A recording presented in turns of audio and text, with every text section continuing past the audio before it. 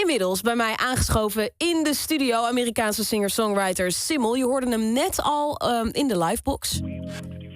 Hij komt binnenkort met zijn nieuwste album Nobody Lives Here. Je hoorde net al de grote hit Where's My Love. En straks nieuwe muziek van zijn aanstaande album dat op 4 april uitkomt. Bij mij aangeschoven is Brian. Hey Brian. Hey, thanks for having me. Thanks so much for joining me this evening. So let's talk about a little bit about the new album. Okay. 4th of April, it will be here. Nobody Lives Here. It's about the passing of time. Mm-hmm. It's about how we are just, nothing is forever. Everything is transient. We're passing. And that can be both very sad, but also very, if we're present and we sort of acknowledge that change is inevitable, then we can go with it like a river and we can still, it can be beautiful. Do you feel that time's passing is a disappointment sometimes?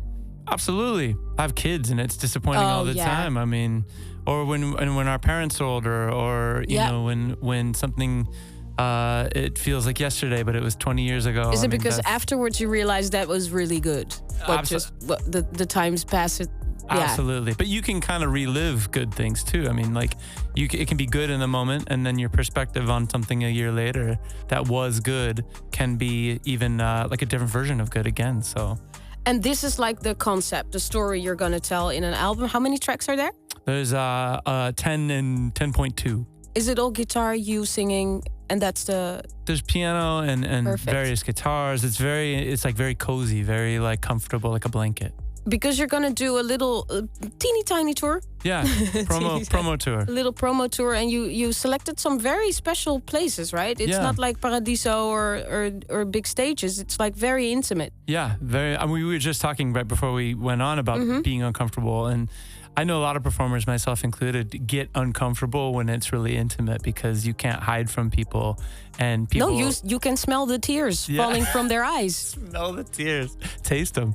But that's good though, because that's what this album is. I mean, it's meant to be like right in your face, and I once the shock was making off, this album also very much in your face, because I sometimes hear that artists, when they make the music, that they go through a lot of shit and then they have to perform it, and then they can kind of keep a distance from it. Yeah, it's like two different lives. It's the creative life and the writing life, and then there's the performance life, which is like you're a different person by that time. Yeah. And so you're going to hear your own songs in a different light. So I'm excited, actually. I think I was really comfortable making the album. Like I was very that's not always true. And then I anticipate being like raw emotion again, sharing them live. Yeah. Wow. I think it's such a brave thing to do, to just sit there with a guitar and your words and your melody and then just go for it. Yeah, at this point I feel really lucky. I mean, it's like to have people's trust, to be able to kind of have these open diary sort of songs is everything. I mean, that's like I didn't anticipate that years ago, so. And years ago, you didn't probably have kids already. You're touring now. You're doing the promo. Yeah. Do you miss them? Do you miss home? No, of course. Yeah, no, it's awful to leave them. I always wonder, how do you do that? Because it's self-employment.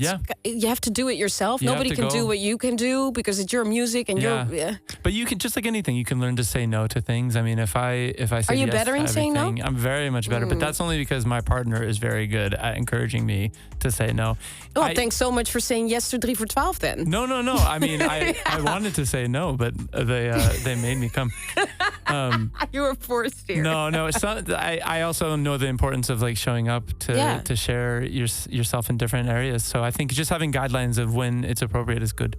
You're inspired by your personal life, by the things you go through, to people that are close to you, but also chose one track that is inspirational to you. Yes. Can you tell me what you picked and why? Yeah, so I picked a Charlie XCX song, and I sound nothing like her. My music sounds nothing like her. I was really wondering, why did you pick Charlie XCX? So when I'm recording, if I listen to stuff that sounds like me, or is stuff that I have grown up listening to or something, like I rarely go back in time to listen to that music. So we listen to a lot of pop music in my house, and I was a fan of Brat.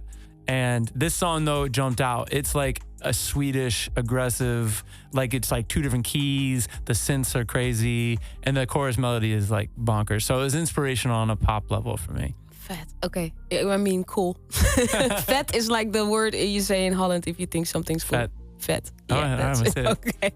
Okay, Brian, you can go back to the live box. Okay. Thanks so much for talking to me, Okay, and I'm thank you. so excited to hear some new music. Yes. And in the meantime, I'm gonna play a little Brad Summer, Let's go. little Charlie XCX. Let's get neon green. Let's go. Okay, Sympathy is a Knife.